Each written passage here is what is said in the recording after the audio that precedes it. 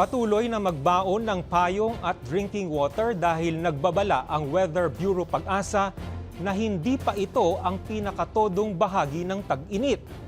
Mas mainit pa ang posibleng maranasan hanggang buwan ng Mayo. Ayon sa Pag-asa, patuloy ang easterlies o mainit na hangin galing Pasipiko na nagpapataas ng temperatura sa buong bansa.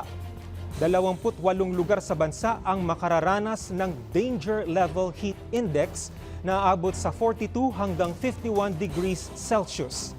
Sa Metro Manila, posibleng umabot sa 42 degrees Celsius ang temperatura habang hanggang 45 degrees Celsius naman sa Tuguegarao.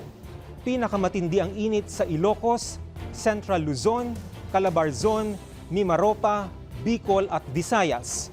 Paalala ng Pag-asa, mag-hydrate, magsuot ng preskong damit at iwasang magbilad sa init kung hindi kinakailangan.